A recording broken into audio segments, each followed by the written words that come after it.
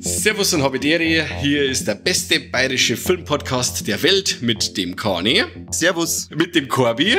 Hallo. Und mit mir, dem Mike. Und zusammen sind wir Viva la Movilusion. Und heute gibt's unsere Warlex vom Monat Mai. Und wie schaut's aus, Mann? Habt ihr was Gescheites gesehen? Oder recht ein Scheißtrick? Also, ich hab brutale Sachen gesehen, wirklich. Also, Dann hauen wir gleich raus. Oh Mann, damit habe ich nicht gerechnet. Tja. Also gut, ich habe zwei Warlex und zwar es sind zwei Filme und der eine Film ist von 2019 und der andere ist von 1967 und ihr dürft aussuchen, über welchen ich zuerst schwadronieren soll. Von über 67. Den 67er. Oh, haben wir es gleich gesagt? Oder wie? Ja. Ja. Oh, lecker Mike, wir sind immer so geil. Voll. Gut, dann rede ich über den jetzt gar nicht mehr. Mistsack. Nein, ich hab irgendwie zur Zeit Bock drauf gehabt, dass ich mir den endlich mal wieder anschaue, weil das gefühlte Ewigkeit her ist, dass ich den gesehen habe. Und zwar habe ich mir Tanz der Vampire angeschaut oder im Englischen The Fearless Vampire Killers vom Roman Polanski. Den habt ihr bestimmt auch schon mal gesehen, oder? Oh, lang ist her. Ja, ich bin mir auch nicht sicher. Also es ist eine Horrorkomödie, da spielt der Polanski selber mit. Ich umschreibe mal ganz kurz die Handlung. Und zwar der Professor Abronius oder Abronsius, der hat einen Lehrstuhl bei der Universität Königsberg gehabt, weil er verrückte Theorien aufgestellt hat über Vampirismus. Haben sie dann gesagt, Alter, du haust bitte wieder ab. Und damit er da wieder hinkommt und seine Ehre wieder aufrecht hinstellt, hat er sich seinen Vertrauten geschnappt, das ist der Alfred, der ist gespielt vom Roman Polanski und macht sich auf dem Weg nach Transsilvanien, um Beweise zu suchen und zu finden, dass es Vampire wirklich gibt. Nach kurzer Zeit kommen sie in einem Gasthaus an, wo man relativ schnell Hinweise auf Vampire findet, weil überall hängen so Knoblauchstränge und die Gäste, die streiten zwar ab, dass da irgendwo in der Nähe ein Schloss wäre oder Vampire, aber die lügen ganz offensichtlich und sind verängstigt. Ja, und nach wenigen Stunden und Tagen taucht dann auch schon der Graf Krolok auf, oder von Krolok. Das ist der Vampir-Endboss, sag ich jetzt mal, und entführt die schöne Tochter vom Wirt. Und die Tochter wird gespielt von der Sharon Tate. Und die Sharon Tate, die kennen wir alle seit spätestens dem Once Upon a Time in Hollywood von Quentin Tarantino. Also im wahren Leben die Frau vom Roman Polanski war und die brutal ermordet wurde. Jetzt nicht in dem Film, aber der Film kam kurz vorher raus und es war halt damals auch schon recht eine tolle Geschichte, dass wir da gesagt haben, oh, schau hier, der Polanski spielt zusammen mit seiner Frau und die sind auch noch wunderschön und das ist total toll. Und der Film selber ist eine Horrorkomödie. Also es gibt viele Elemente, die für die damalige Zeit wirklich angsteinflößend waren. Also gerade diese Darstellung von den Vampire und die Effekte damals waren halt auch nicht ohne. Es werden also ziemlich viel Leid in Vampire verwandelt oder halt gebissen und dann gibt's da nur so einen Diener, der ausschaut wie das Orakel von Midsommar. Ich weiß nicht mehr, wie heißt der Ruben? Ja. nur sein großer, gewalttätiger Bruder. So kann man sich's vorstellen. Nachdem halt die Tochter entführt wird, machen sie auf die Verfolgungsjagd in Richtung Schloss und treffen da auf Vampire und ja, man muss jetzt nicht unbedingt alles verzeihen. Der Film war auf jeden Fall relativ schnell Kult und war dann so ein Kult, dass man daraus dann auch später ein Musical gemacht hat. Und deswegen kennt man diesen Film vor allem nicht unter dem Originaltitel mit The Fearless Vampire Killers, sondern wirklich unter Tanz der Vampire. Also ich glaube Dance of Vampires, keine Ahnung, wie man es auf Englisch richtig übersetzt. Aber jedenfalls das Musical war ja dann in aller Munde. Und den habe ich mir jetzt endlich mal wieder gegeben und haben wir auch im O-Ton angehört und war begeistert. Schön. Ich habe das Musical übrigens zusammen gesehen. Ja? War gut. Ja. Das ist mir jetzt frischer als der Film, weil den habe ich wirklich als Kind im Fernsehen gesehen, hab den aber als gut in Erinnerung. Aber wie gesagt, das ist wirklich zu lang her. Aber das Musical ist sehr zum Empfehlen. Ich habe das Musical einmal gesehen, da war ich ein Teenager in irgendeiner Hotelanlage in der Türkei, ich kann mich nicht erinnern. Ja, weil es Besucher warst, oder? Naja, ich glaube, da war ich 13 oder so und die haben Also war's Besucher. neben dieser riesigen Theaterhalle haben die so eine kleine Nische gehabt mit lauter so Spielhallen. Und da waren halt dann Automaten, wo ich dann unendlich viel Geld für die damaligen Verhältnisse gekriegt habe, um mich einfach stillzustellen. Und da habe ich, glaube ich, die ganze Zeit so einen Street Fighter-Verschnitt gespielt und verloren. Aber ich habe nicht aufgegeben. Das ist meine Erinnerung zu dem Musical. Kani, hast du irgendwelche Verbindungen zu Tanz der Vampire, außer dass das jeden Tag bei dir in der Nacht stattfindet? Wenn ich mir das oft höre, was ich in meinem Hausgang her, dann ist da gewiss irgendwas, das tanzt, aber da nicht tanzen sollte. Und nein, weil ich gesagt, ich weiß nicht hundertprozentig, ob ich den jemals angeschaut habe. Der ist aber auf Prime drin, oder? Kann das sein? Ich habe mir zwar bei Amazon angeschaut, aber ich glaube, dass ich den gekauft habe. Ich bin mir nicht sicher, ob der drin ist. Okay. Aber ich müsste mir mal nochmal, also überhaupt nochmal anschauen, damit ich weiß, ob ich nochmal anschaue oder jetzt zum ersten Mal sehe.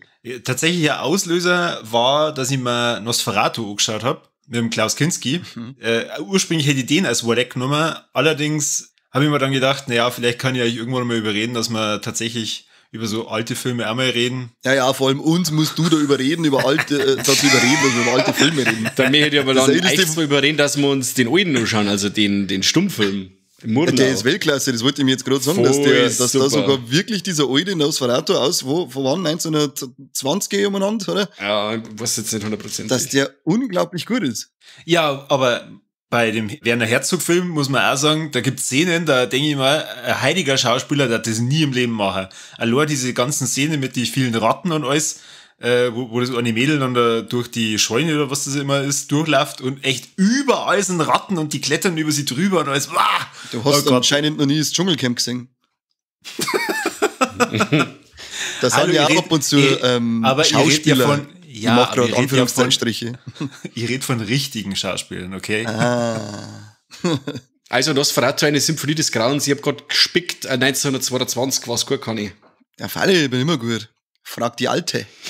Ja, jedenfalls habe ich mich dann dazu entschieden, dass ich über Tanz der Vampire rede, einfach weil ich den Roman Polanski sehr gern mag, weil es halt, wie ich finde, einer seiner zugänglichsten Filme ist und weil ich den als Kind schon immer wieder gern gesehen habe, den Film. Und ja, ich fand den eigentlich ziemlich cool und für 67, finde ich, ist der ziemlich gut gealtert. Schön. Ja, ich stelle mir das vor, wie ihr beide einfach da sitzt und nickt. Ja, so ungefähr schaut's bei mir. Ich schaue noch ein bisschen ins Handy rein nebenbei. Du Arsch.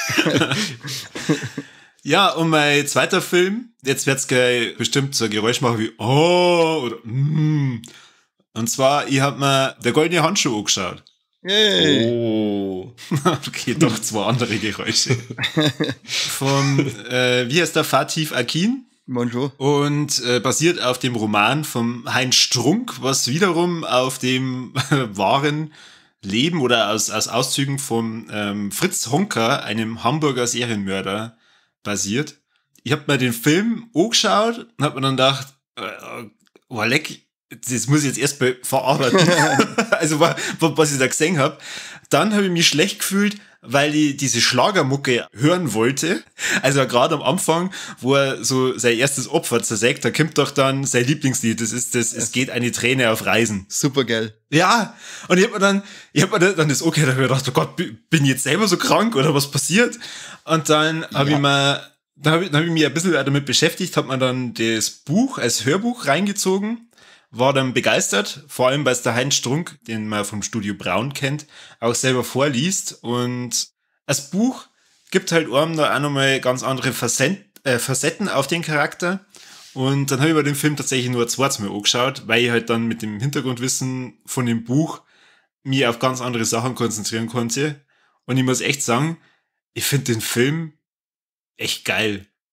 Ich verstehe jeden, der sagt, na, das ist totaler Scheißdreck und er muss sich das nie wieder anschauen, was halt wirklich Ekel darstellt, Nacktheit und Brutalität. Assi. Und das waren New Kids. Also vielleicht für alle, die überhaupt nicht wissen, um was in der Goldene Handschuh geht. Es geht um die 70er Jahre in Hamburg, in St. Pauli. Und der Goldene Handschuh ist eine Kneipe. Also die heißt so. Und der Fritz Honka ist halt eine, ja, wie soll ich sagen, eine Trauergestalt, die jeden Tag an dem goldenen Handschuh sie besäuft. Und dann eigentlich noch traurigere Gestalten abschleppt, also Frauen, die halt echt absolut abgebrüht und verloren und einsam und trostlos sind und die halt eigentlich auch kein Geld haben, sondern die halt einfach auch nur, ja, sie weiter Frust besaufen wollen und er nutzt es halt aus, nimmt die mit in seine Wohnung und hat dann entweder Sex mit ihnen oder bringt es dann um. Guten Abend, die Damen. Ja, genau. Und es ist halt also ein Milieu, in dem man, glaube ich, in der heiligen Zeit, ich weiß, das gibt's bestimmt noch. Aber sagen wir mal, man kann sich das in der heiligen Zeit halt ganz schlecht vorstellen, auch nur mit dieser richtig schlechten Schlagermusik, die also so traurig ist und so viel Bass hat, die aber dann da alle irgendwie zusammenhalten und da andererseits wieder nicht, weil es dann doch scheißegal ist, wenn halt dann da auf einmal der Typ zwar eine Frau abschleppt, aber die danach nie wieder auftaucht. Naja, das Kranke an dem Ganzen ist, er bringt halt dann die Frauen um, zersägt sie und bewahrt die Leichenteile halt dann in den Seitenwänden von seiner Wohnung auf. Und das führt dann dazu, dass extrem übler Gestank in der Wohnung ist, wo er dann überall so Duftbäumchen aufgehängt hat, in der Hoffnung, dass das diesen Leichengestank übertönt, was natürlich nicht der Fall ist. Und fast jede Person, die neu in die Wohnung reinkommt, erst einmal sieht Nasen zuhalten muss und dann fragt, ja, warum stinkt's denn da so? Und er sagt dann immer, ja, das sind die Griechen unter ihm, weil unter ihm wohnt eine griechische Familie und dann behauptet er, ja, die kochen da so schlimm und immer mit Knoblauch und deswegen stinkt es da so. Weißt du, ihr habt den Film bestimmt auch gesehen, was sagt ihr dazu? Ja, stark. Bei mir ist es schon lang her, gleich zum wieder rausgekommen ist, aber war krass. Also mir hat der richtig mitgenommen. Also ich fand den richtig widerlich. Also ist ja so ein Film, der wo gar ist und dann möchtest du eigentlich duschen. Richtig mieser Bastard von einem Film. Ich hab Lust auf ein paar Fakos gehabt danach. Ich auf was Griechisches. Also, aber oder auf Deutschländer, der Rest ist für dich. Ah, genau. Ja. Ich hab mir auch im Kino angeschaut und das ist echt, also darum habe ich vorher gesagt, ich kann es nicht verstehen, wenn jemand sagt, dass das ein Scheißfilm ist oder dass es schlecht ist, weil er ist halt filmisch, ist halt der ist überragend gemacht, finde ich. Das ist ein ganz, ganz großartiges Werk, aber verstehen kann ich, wenn jemand sagt, das ist widerlich, was er da sagt und deswegen kann er sich nicht anschauen, aber er ist weit weg vom schlechten Film. Aber er ist schon gescheit, also da waren echt Sachen dabei, eben das mit dem Würstel und der Rest ist für dich und das ist schon, da sitzt da im Kino und der zieht alles zusammen und du denkst da gerade, die kotzt gleich im Strahl durch das Kino durch. Gott sei Dank haben die bei uns im Kino keine Deutschländer oder so verkauft. Und ich hab dann... wäre aber eine geile Aktion gewesen. Ja, voll, wenn draußen einer gestanden war und ich hätte ein Glasl Deutschländer da, heute gratis Werbung, nimm mal ein bisschen was mit. Sitzt drin und isst und auf einmal kommt die Szene. Ich hab dann, der Kumpel hat dann Geburtstag gehabt. Und dann bin ich extra ins Kino gerumpelt und hab einen Kino-Banner geholt, den ganz großen, so groß wie so ein Wohnzimmerwind, fett mit dem Honk seiner Fresse drauf, richtig geil und hab ihm dem zum Geburtstag geschenkt, dass er sie im Wohnzimmer aufhängt. Was da der hängt, sie lieber so ein Schwuchtel-Knutschereibeitel von sich und seiner Freundin auf. Grüße gegen einen Pater aus.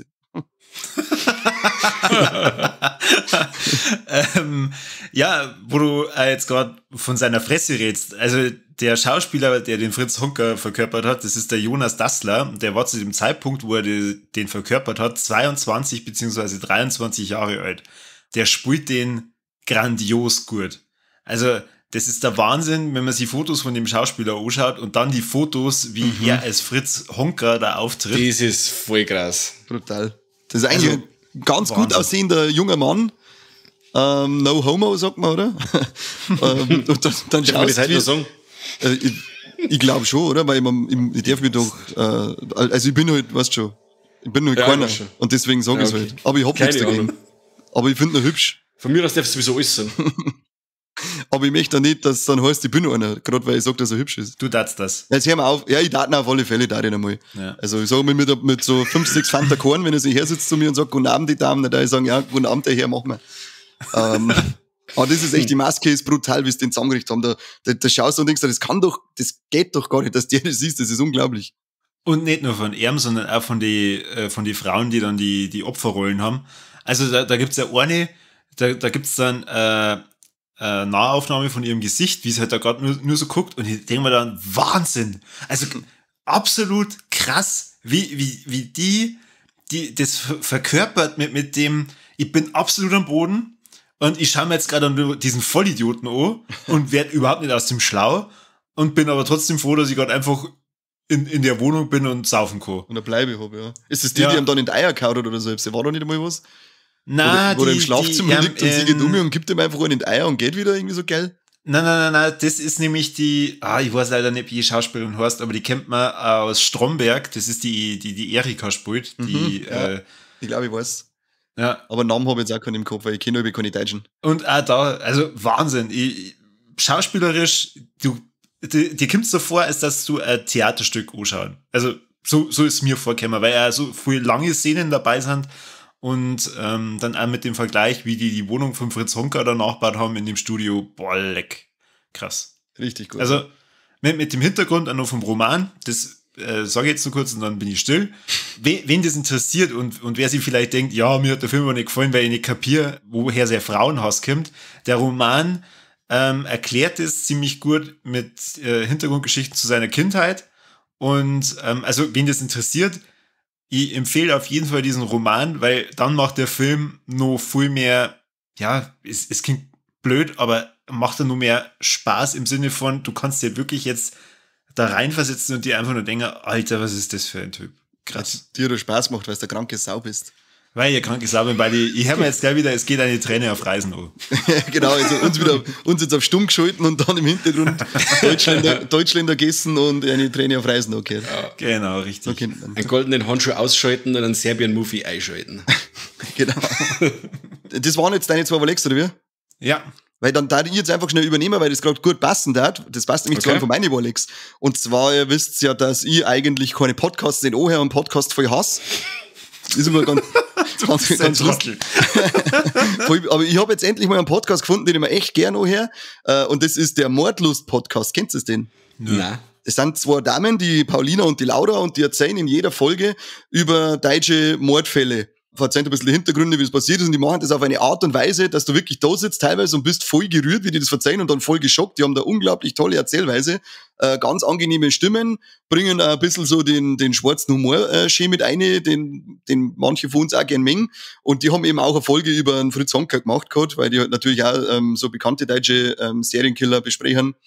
Und das ist mittlerweile, habe ich endlich mal einen Podcast gefunden, den ich mir anhören kann, ohne dass ich mir nach 10 Minuten denke, ach, leckt's mich doch, jetzt Vollidioten. Und ausschalte, und bin jetzt schon bei Folge 17 oder 18, keine Ahnung, habe aufgehört zum Zählen, aber der läuft momentan nebenbei, und endlich habe ich es geschafft, dass ich in die Welt der Podcast-Hörer ankomme und nicht gerade in die Podcast aufnehme. Herzlichen Glückwunsch. Danke. Respekt. Danke. Nachdem wir fast ein Jahr lang einen eigenen Podcast produzieren, findest du auch in diese Richtung. Ja, und wir sind ja der Beste auf der Welt, also den hören wir gerne unseren, also ich bin oft da gelegen und hab mich selber angehört, habe ich dann übersprungen und dann habe ich mich wieder hergeschalten. Ein bisschen angelangt dabei. Und dann hast du dann die rumgespielt, oder? Ja, Logo. Aber jetzt habe ich endlich einen anderen Podcast gefunden, während die, auf alle Fälle offensichtlich der zweitbeste Podcast auf der Welt nach uns, da ich mir den auch anhören kann. Zweite Warleck ist das Brunstdumm, und zwar, ich habe angefangen mit der Batwoman-Serie, weil ich habe ja, haben wir bei Justice League, Snyder Cut Justice League Episode, haben wir da mal über die ganzen DC-Serien geredet, ich weiß nicht mehr. Ja. Da habe ich da ja dann gesagt, dass ich irgendwann ausgestiegen bin bei einigen Serien, die schauen wir gar nicht an. Jetzt habe ich mir gedacht, ach, weißt du was, jetzt lass es einfach immer nebenbei, wenn du irgendwie ein bisschen Sport machst und sonst Dinge, lass es nebenbei laufen. Hab mir jetzt die Legends of Tomorrow fertig angeschaut, Black Lightning fertig angeschaut, Gott sei Dank nebenbei, weil wenn du da bewusst hinschaust, kriegst du einen Schlaganfall.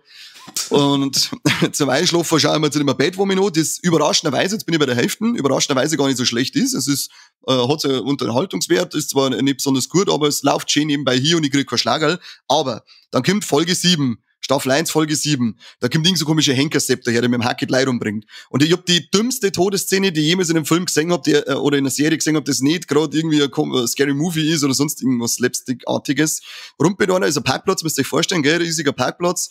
Da wo die Autos parken, ist ein Haus und auf der Rückseite ist ein Zaun, aber links und rechts ist alles frei. Ich kann hunderte Kilometer weit laufen. Dann kommt er zu seinem Auto hin, dann kommt der Henker-Sepp, haut mit der Hacke irgend so eine Lampe oder irgend so einen Scheißdreck um, dass dann ein Stromkabel auf dem Boden liegt und dann steht da noch ein Hydrant, da haut er auch drauf, dass das Wasser rausschießt. Dann rutscht das Wasser so, rollt so aufs Opfer zu. Und da ist natürlich dann Stromkabel drin und ja, ganz ist aus, natürlich, da schluckt's dir, wenn du drinnen stehst und was tust du dann laufst weg von dem Wasser und möchtest dann einen Zaun aufklettern, über den du nicht aufklettern kannst, weil du der Volldepp bist und dann da schluckt's dir an dem Zaun und du sitzt die ganze Zeit da und denkst dir, einen Schritt nach links, du Vollidiot, einen, das ist nur ein einziger Schritt und dann bist du in Sicherheit und dann kannst du auch noch laufen, weil der Fettsack mit dem Hack nicht nachkommt. Ich bin da gesagt, ich denk, echt, wollt ihr mich verarschen? Für wie dumm heute ist eine Zuschauer eigentlich? Ja, da war ich bald durch, da habe ich nicht mehr schlafen können von lauter Wut, weil es mich so viel aufgeregt hat, der Scheißdreck. Aber ansonsten kann ich sogar eine kleine Empfehlung aussprechen, Batwoman als coole Serie in Gotham, kann man sich nebenbei einmal einbauen. Außer die Szene vom Anfang. Das ist Anfang Folge 7, die könnt ihr überspringen. Macht's einen Rückblick überspringen, lasst 5 Minuten Video laufen und dann passt es auch wieder die ganze Gaudi.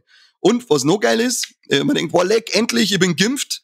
Geil, die erste Ladung, jetzt geht's da hin. Und was machen wir eine Woche drauf? Gehen wir einen Johnson & Johnson frei, bei dem ich gerade eine Ohrimpfung brauche. Was soll denn die Scheiße eigentlich? Ich hab extra noch mit meinem Doktor gemeint, hey, Astra hat er gesagt, habe ich da, ja, 2 Wochen, sage ich, komm, hab 2 Wochen. Jetzt haben sie auf 4 Wochen reduziert, machen wir halt. Dann hat er gesagt, ja, treffen wir uns in der Mitte, machen wir 6. Dann habe ich gesagt, passt, 6 Wochen. Und jetzt warte ich 6 Wochen, dann nur mit 2, bis ich freigesprochen wird. Und eine Woche drauf, nachdem ich die Ladung ballern hab lassen, kommt's daher mit dem Johnson & Johnson, hey, den brauche ich gerade noch einen und dann kann's gleich rausgehen. Scheißdreck ist das, regt mich schon wieder voll auf. Muss endlich mal nachfragen, ob man, was weiß ich, ob man Johnson einfach nur auf dem Astra draufspritzen lassen kann. Ja, das ist echt eine Frechheit, dass sie das nicht abgewartet haben, gell? Dass sie nicht Bescheid gegeben haben. Oder dass wir schreiben, hey, wie schaut's aus? Nein, das war so richtig überraschend, Sauerei. Aber cool ist auf alle Fälle, dass ich meine erste Impfung hab. Seitdem geht's mir gut, hab überall LTE, immer volles WLAN. Muss sagen, ein Bill Gates, sein Chip funktioniert anscheinend. Ich stecke USB-Sticks immer beim ersten Versuch richtig ein. Das ist auch ganz verrückt da vor mir. Bin ich sehr überrascht gewesen. Hast du einem Jens geschrieben, Alter, was geht denn jetzt ab, hä? Jetzt hast du den Johnson da ausgehauen? Genau. Verdammte Scheiße. Ich bin wieder dankbar, ich stehe mich gerade im Funkloch, aber dank der ersten Impfung habe ich jetzt halt überall empfangen und kann ich anrufen. Musst du mich fragen, vielleicht hat der Bill Gates ein Update und dann geht's deinem Kreuz vielleicht besser. Schon, dass da endlich mal was geht. Aber das habe ich schon hinter mir. Das ist einfach das. Wenn du über die schweren Weiber umeinander hebst, gell, weißt du ja, dann tut's irgendwann weh. Das haben sie zumindest zu mir in der Lehre gesagt. Ja, das sagst du jedem in der Lehre. Ja, immer. Wenn's Mir tut's Kreuz weh, du darfst nicht über die schweren Weiber hin. Ja. Oder wenn's Hit weht, musst du vorne aufhören. Ja, der Klassiker. Diese grundstummen Scheißsprüche. Okay, dann hast du gut gemacht. Sehr schön. Danke. Und danke Mino. Das Schlusslicht. Und zwar, also ich kämpfe mir jetzt hoch. Ich habe 2 Sachen gesehen, wo ich gerne besprechen darf. Eine Arschbombe, also den da die nicht empfehlen, auf keinen Fall. Wo leck war das ein Krampf? Inheritance, ein dunkles Vermächtnis. Mit der Tochter vom Phil Collins, der Lily Collins, und den Simon Pegg, den kann man kennen aus Shaun of the Dead. In der Nebenrolle. Was? Der soll ja abhauen. Was? Der ist geil, der Typ. Ich Was mag ist ihn der? auch nicht. Ja, Der ist danke. geil. Nein, ist er nicht. Doch. Der hat keinen einzigen guten Film gemacht. Was? Da ist der Nick Frost. Nick Frost ist da um einiges cooler, muss ich sagen. Ich mag den um einiges lieber wie ein Simon Pegg. Ja, ganz genau. Sag Die ich ja. zwei in der voll. Kombo, also die zwei in der Kombo, das wäre mir völlig egal, was die für Film machen. Der ist dann gut. In einer Ich hab's Nebenrolle überhaupt haben wir keine noch. Ahnung. Mein Gott. Frisst So. du deine Deutschländer und bist da jetzt? Ruhe im Kuhstall. Und in der Nebenrolle haben wir noch einen Chance Crawford, den kennt man aus The Boys, und zwar ist er da der Aquaman. Also der, ja. Was denn, wie heißt der Conny? Du weißt das bestimmt, oder? Ja, der mit seinen Kiemen im Ranzen. Genau, der spielt Delfin, der so viel zur Delfinverführer. Story bei der Familie. Das ist eklig. Hört mir jetzt irgendjemand zu? Schon lange nicht mehr. Ja. Himmel, Herrschaftszeiten. Aber sag bitte nichts mehr Schlechtes über den Simon Pegg. Der stinkt. ja, jetzt schauen Nein. wir mal. So, in Inheritance geht's um die Familie Archer. Und der stirbt, das Familienoberhaupt, der Vater stirbt und vermacht jedem in der Familie irgendwas. Geld, Immobilien, und die Tochter, die Lauren bekommt eigentlich nur 1 Million, die anderen kommen geil davon mit 50 Millionen und Mordshäuser. Und sie kommt sich da ein wenig verarscht vor und kriegt aber dann nach der Testamentsverkündung noch ein Briefkuvert, wo ihr dann mitgeteilt wird, dass irgendwo bei einer am Grundstück eine Luke ist, also so ein unterirdischer Bunker. Und sie findet den Bunker und geht da runter. Und da findest dann einen verwahrlost aussehenden Simon Pegg, der da an einer Kette am Hals befestigt ist. Also er kann da quasi nicht raus und ist da in dem Bunker in völliger Dunkelheit eingesperrt, versteckt. Und und nach kommt dann auf, warum das der da unten ist und wer das überhaupt ist und was das mit ihrem Vater zum Tor hat, was das mit ihr zum Tor hat und was das mit der ganzen Familie zum Tor hat. Die ganze Story hab ich mir damals durchgelesen, eben auch, weil er im Fantasy 5 gelaufen ist und hab mir gedacht, wow, leck, den schau ich mir an, das hört sich cool an. Aber das Ganze entpuppt sich als total langweilige Räuberpistole, wo wirklich nur das Finale cool ist, die letzten 5 Minuten, aber die restlichen 1,5 Stunden davor rechtfertigen den Film keinesfalls. Also ich war richtig gelangweilt. Und wie gesagt, das Finale war richtig cool, da habe ich dann gesagt, auf das hier wollten sie raus, aber da haben sie davor wirklich nichts abgeliefert. Der ist spannungsarm und man kann ihn getrost vergessen. Hat einer von euch den gesehen? Na, aber... Da tut es auch nicht. Aber wieso kann der dann so langweilig werden? Also die Hauptstory klingt doch eigentlich ganz cool. Ja, total. Aber wie dann die Umsetzung ist, es ist wieder total spannungsarm. Weißt, das sind, der Simon Pegg gibt dir dann immer wieder Sachen an die Hand, mit denen was dann ermitteln kann. Sie ist die Bezirksstaatsanwältin, sie ist ein mordshohes Tier und kann im Endeffekt immer wieder bei der Polizei nachfragen bei bestimmten Sachen, die er ihr gibt, bestimmte Namen oder bestimmte Ereignisse, die sie dann noch kontrollieren lassen kann, ob das wirklich so passiert ist und was das Ganze mit einer zum Tor hat. Aber das Ganze zieht sie wirklich wie Rotz am Ärmel. Kann ich wirklich nicht empfehlen. Absolut nicht. Das heißt, wenn's eine Black Mirror-Folge gewesen war, also so ein Kurzfilm wie bei Black Mirror. Ja, als Kurzfilm losen wir das eingehen. Wirklich, wenn du sagst, okay, die Prämisse ist da, sie kommt da in den Bunker, der Typ ist da und dann ist die Geschichte auf 20 Minuten abgenudelt, dann losen wir das eingehen. Aber das Ganze war wirklich extrem spannungsarm. Und wo sie auch noch sagen muss, an Simon Pegg, er ist eben der verwahrloste Kerl da unten, der dann mit der Halsfessel angekettet ist und die Frisur, die er da hat, also das ist die billigste Scheißhausperücken, das ganz aus ist. Da habe ich schon Brandl-Filme gesehen, da haben die Perücken besser ausgeschaut. Also unter aller Kanone. Brandl vor Hollywood, sage ich da gerade. Voll. Ist die Frisur noch schlechter als bei dem, das ist The World's End? Oh, ähnlich. Hat er da schon grausam dämlich ausgeschaut, das ist ja furchtbar gewesen. Ja, weil halt keine lange Haar zu einem passen. Das stimmt. Na, also den könnt's setzen. Fragen, Wünsche, Anträge? Haben wir fertig mit dem? Dann gehe ich weiter. Ja, Antrag, dass keiner macht, dass wir fertig werden. Weiter. Haben wir keine Zeit. Wir haben doch keine Zeit. Und zwar hat mir angeschaut, das ist jetzt mal Wolleck ist der geil und Wolleck ist der immer noch geil, und zwar Hänsel und Gretel Hexenjäger vom Tommy Wirkola, der auch die Dead Snow Filme gemacht hat.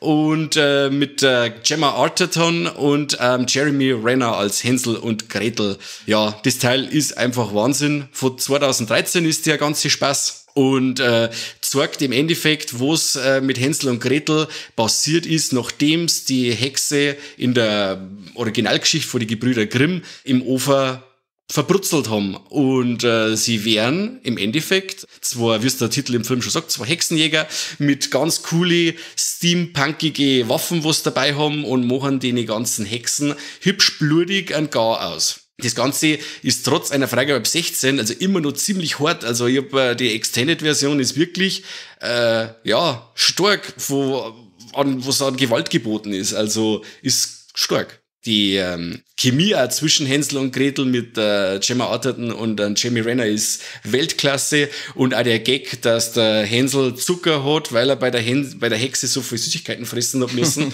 dass er sich da alltamslang impfen muss, ich bin schon das Impfen, spritzen muss gegen diese ominöse Zuckerkrankheit, ist so eine geile Idee. Mit dabei ist auch noch der unglaublich coole Pete Stormare, der ist der Amtsrichter, Pete Stormare kennt man aus Prison Break, oder er hat auch einen unglaublich geilen Teufel gespielt in Konstantin. Also der Typ, wenn er einen Besen spielt, das kommt immer geil um. Auch noch mit dabei ist der Derek Mears, der den Edward spielt. Den kennt man als Jason in dem Freitag der 13. Remake. Also im Endeffekt macht der Tommy Wirkola, der Regisseur, da weiter, wo er mit Dead Note 2 aufgehört hat. Das Ganze ist eine ganz lustige Schlachtplatte, die wirklich kein Gramm Fett hat und immer wieder Spaß macht. Aber den habt ihr bestimmt alle gesehen, oder? Logo. Ja, im Kino sogar. So muss das sein. War der nicht auch in 3D? Ja, genau. Und das war damals im Kino, ist ja nur die Kinofassung im Endeffekt gesagt worden und später dann auf Blu-ray die Extended-Version. Also wenn man sich da den Schnittbericht anschaut, da haben sie einiges Material mehr drin als in der Kinofassung und auch einiges an Härten. Es wird auch nicht davor zurückgeschreckt, dass einmal Kinder umgebracht werden und so. Aber das Ganze ist halt wirklich und so, der Film nimmt sich null ernst. Und auf das hier auch dann die geringe Freigabe ab 16, das ist total gerechtfertigt. Aber wie gesagt, es gibt einige Gewaltspitzen, die, so den Splatter-Fan ein Schmunzeln ins Gesicht zaubern. Ich glaube, den Extended habe ich noch gar nicht gesehen. Das bin mir gar nicht sicher. Was? Hast du den daheim, oder? Du. Ausrücken. Ja, natürlich. Passt. Ändert der auch viel in der Handlung? Oder sind das halt dann erweiterte Schnitte? Oder ist das so wie bei Crank und man sieht dann Augenzucken?